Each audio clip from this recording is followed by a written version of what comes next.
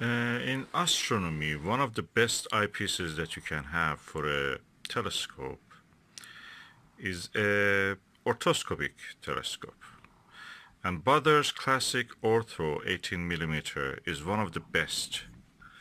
I was looking at the Al-Nitak, the star which is close to the Horsehead Nebula, and I was looking at the nebulosity to slightly to the uh, northwest of it, and I could see the nebulosity traces of it with using this orthoscopic with a Baader light pollution filter faintly. The stars were not very clear around it also, but I thought that I will give it a go with this Chinese 6-pound eyepiece which I bought. Is a SVBony Aspheric 23 millimeter 62 degrees, and I put the filter on this, the same Baader or light pollution filter on this, and surprise surprise, the image first doesn't have any distortion. The stars are perfect. Second, the nebula is not a faint fuzzy anymore. It's clear. You can see details. I have seen such details only in my Schmidt-Cassegrain 8-inch one, which is this one here. But here I'm just using a Bushnell Voyager family telescope. It's a clone of the Edmond Scientific Astroscan. It's a 4.5-inch telescope, and it's amazing. I can see, I can see with this eyepiece what this was faintly were trying to show to me. It snaps to focus. Such a thing only in teleview probably you will see. Aspheric has plastic lens partly inside elements, but the rest of it is glass. 6 pound about it, it worth 10 times more, and I can tell you that probably even more. I tell 10 times more is just not enough. You can say 20 times more is probably like one of those delights or not a, yeah, Nagler probably.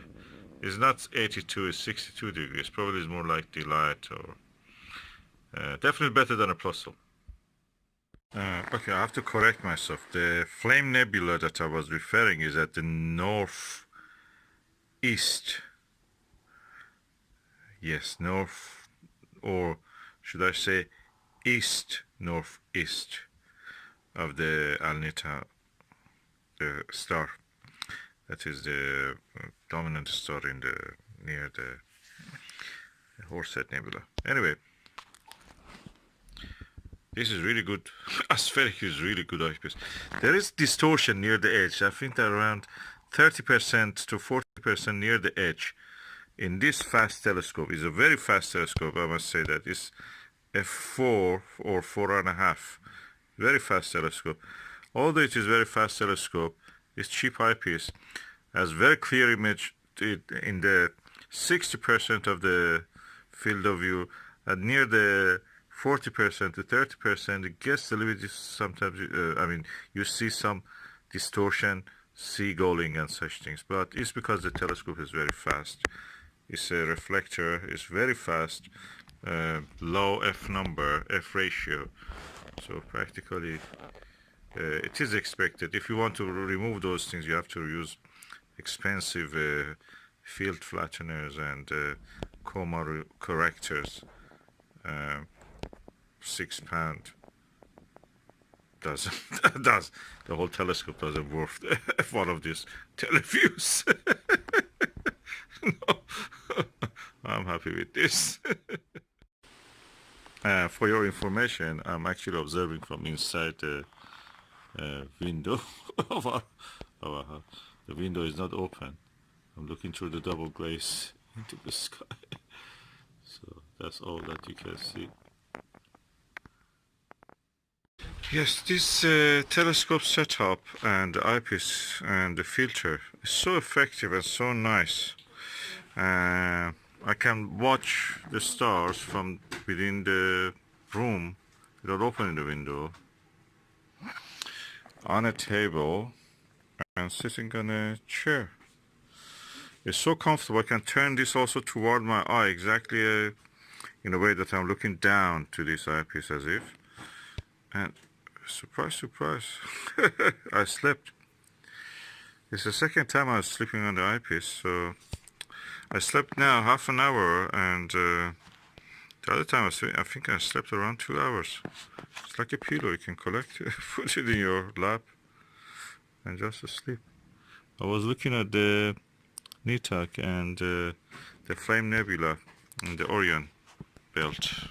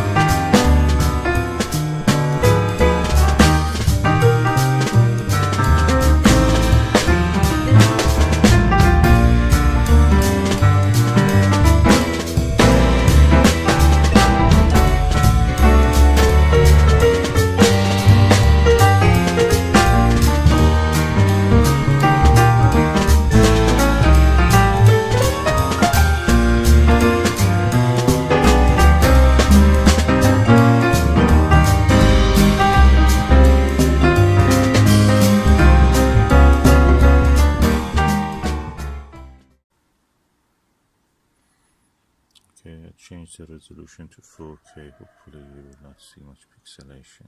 You will see anyway, but not as bad as it was.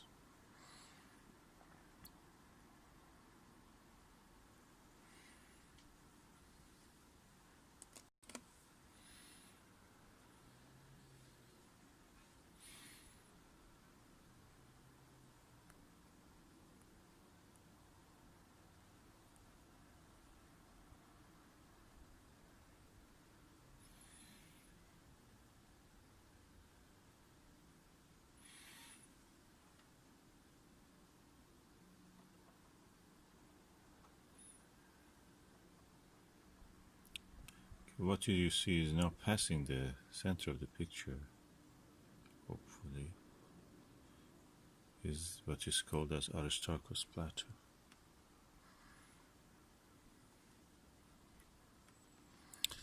And the light is not very good, and also the clouds are causing a little bit. And you can see the color of it is different.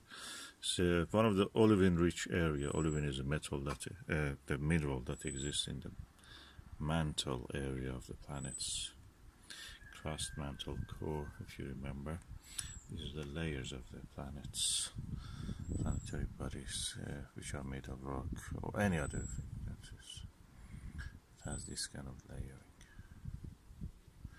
Any object, differentiated object. Gravitational differentiation. So it's now passing the center, top of the center, above the center. And the brightest spot is the Aristarchus crater itself.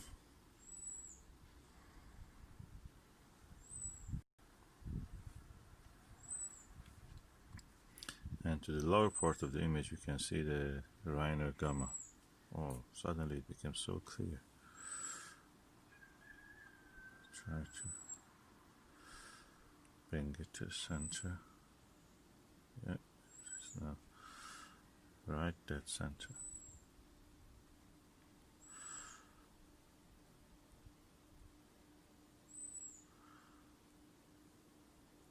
I'm doing all this with my mobile camera, but I use a bracket. It's one of these ones that I bought, Digicam attachment adapter. I bought it from China.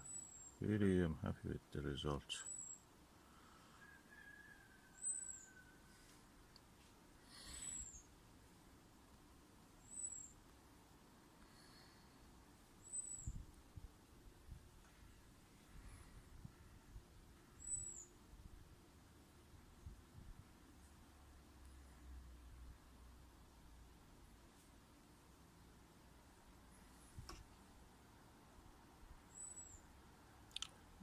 You're looking through the eyepiece directly.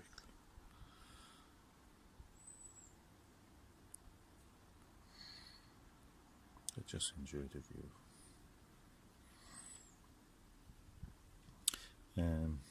Yeah, good as a map.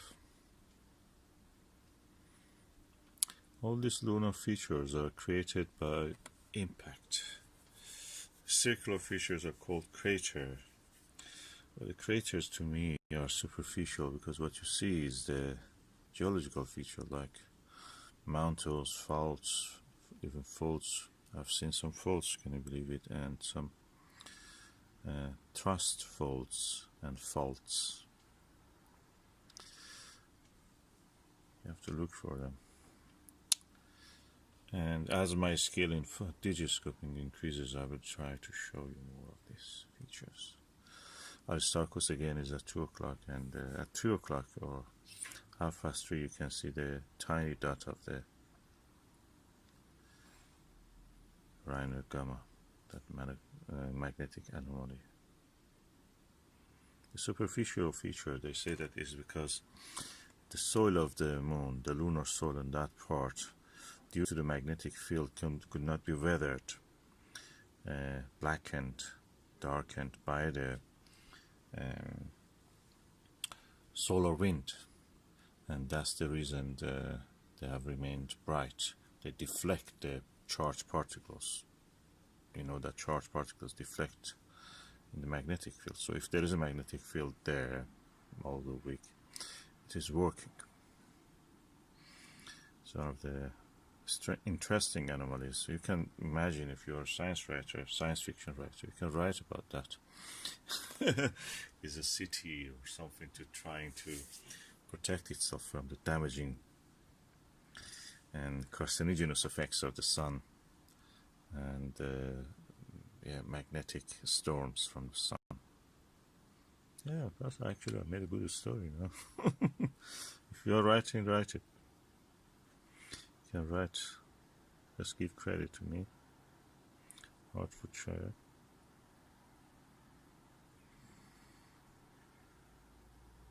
Beautiful, magnificent Caucasus Mountains.